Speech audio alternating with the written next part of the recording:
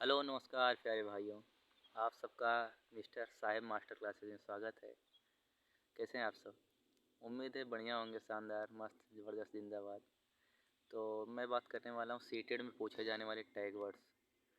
देखिए, seated exam में tag word का बहुत अहम रोल होता है। और अगर आप टैग वर्ड मेंटेन कर ले रहे हैं तो समझ लीजिए कि 70% एग्ज़ाम तो आपने ऐसे ही क्वालिफाई कर दिया है। और टैग वर्ड में कुछ होता है नहीं, कुछ बेसिक आपका अगर माइंड चलता है, कॉमन सेंस अगर आपके पास थोड़ा सा भी है, तो आप एग्ज़ाम क्वालिफाई कर लेंगे फर्स्ट ही राउंड में।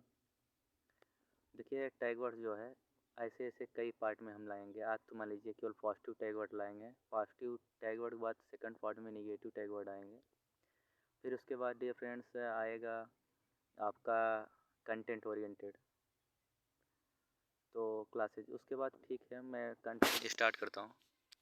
यहाँ पे है बाल केंद्रित शिक्षा। बाल केंद्रित शिक्षा में क्या होता है कि जब आप बच्चे के उद्देश्य से पढ़ाते हैं, बच्चों का हित चाहते हैं, तब वहाँ पे बाल केंद्रित शिक्षा होता है। और शिक्षा केंद्रित क्या होता है, इसी से रिलेटेड है। शिक्षा केंद्रित में क्या होता है कि शिक्षक उसमें सर्वे सर्वा होता है, नेता होता है, मनमानी करता है, रटवाता है।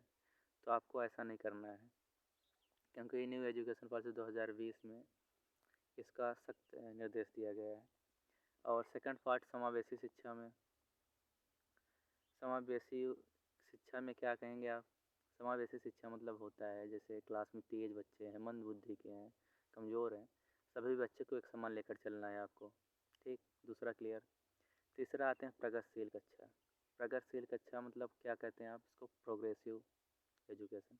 प्रोग्रेसिव क्या हो? शिक्षा जो है गतिशील होनी चाहिए, बराबर रन करनी चाहिए, एक्टिविटी के माध्यम से आप बच्चों को सिखाना चाहिए बराबर। ठीक, 3 पॉइंट क्लियर। चौथी पॉइंट पे आते हैं त्रुटियों में प्रयास। त्रुटियों में प्रयास मतलब क्या होता है कि बच्चे को आप गलतियों से सीखने का मौका दें। ऐसा नहीं गलती पे उसको सजा दें, मारें पीटें, ऐसा कुछ नहीं करना आपको। ठीक, 5 पॉइंट में आते हैं निदान एवं उपचार।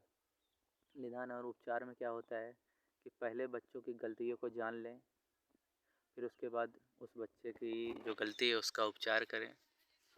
फिर उसके बाद वंशानुगत। वंशानुगत में क्या होता है?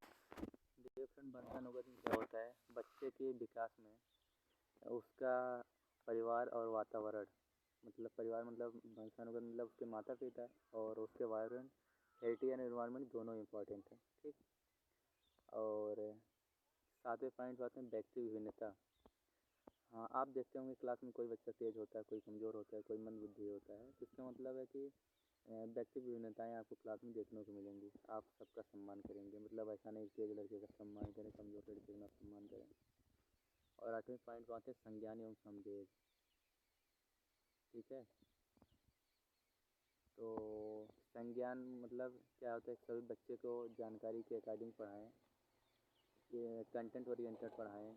संज्ञान मतलब क्या होता है कि आप उसको, जैसे कोई लड़का कमज़ोर है, कुछ प्रश्न पूछता है तो आप उसको बताएं उसको तुरंत।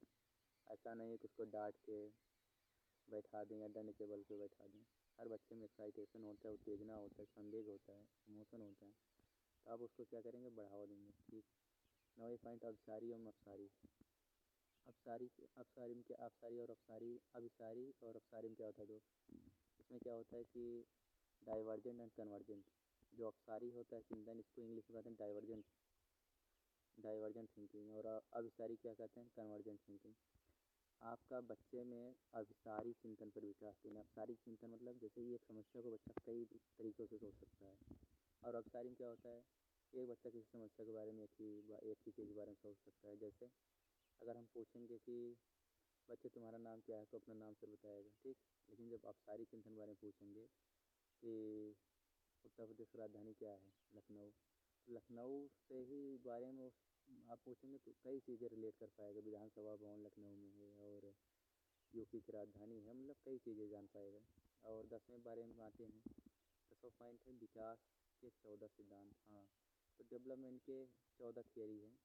इसको आप लोगों को हम सेकंड पार्ट में लाएंगे तो बता देंगे, क्योंकि ज़्यादा लॉन्ग वीडियो हो जाएगा। और 11वें पॉइंट में आते हैं अधिगम के लिए आकलन।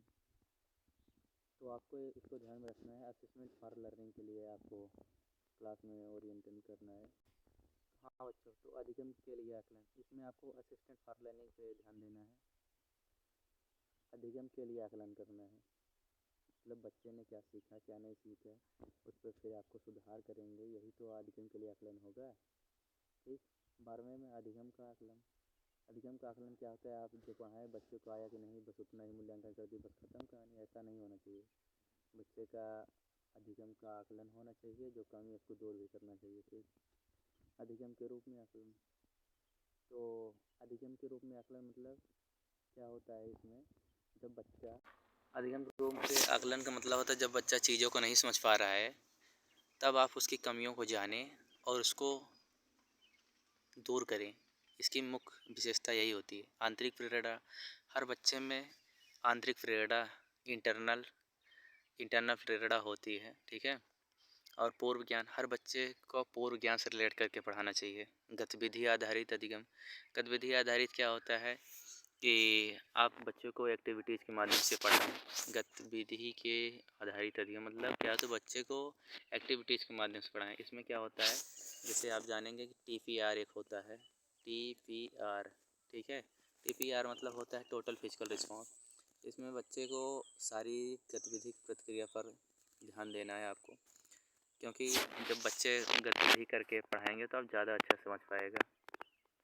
और नई एजुकेशन पॉलिसी में इसका विशेष ध्यान देने के लिए कहा गया है। और लिंग पूर्वाग्रह, लिंग पूर्वाग्रह मतलब बच्चे को स्त्री पुरुष पर ध्यान नहीं देना, बच्चे को स्त्री पुरुष पर ध्यान देने से भटकाना चाहिए। जैसे अब कोई लिंग पूर्वाग्रह मतलब आप ऐसे समझिए कि लिंग पूर्वाग्रह में कुछ लोग पहले से ही अवधारणा बना लेते हैं, लड़की है तो ये काम नहीं कर पाएगी। ठीक।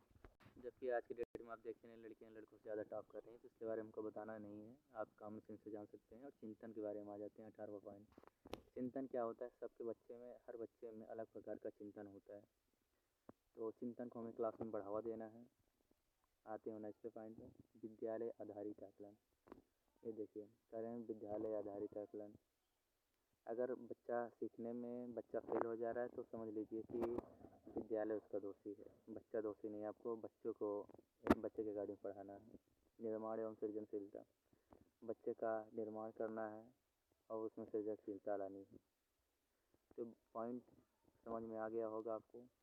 अगर नहीं समझ में आया है तो कमेंट करें और बताएं क्या कमियां रह गई, इसको दूर किया जाएगा। और मेरा पहला वीडियो है, मैं इससे बेस्ट करने की कोशिश, आगे निरंतर बेस्ट करने की कोशिश करूँगा। तो आपसे जो उम्मीद है ज़रूर अपना इसमें प्रेम दें, पूरा भरोसा है, पूरा विश्वास है, ज़रूर इसको सपोर्ट करेंगे और आगे हम इससे अच्छा सुधार करेंगे। थैंक यू, धन्यवाद।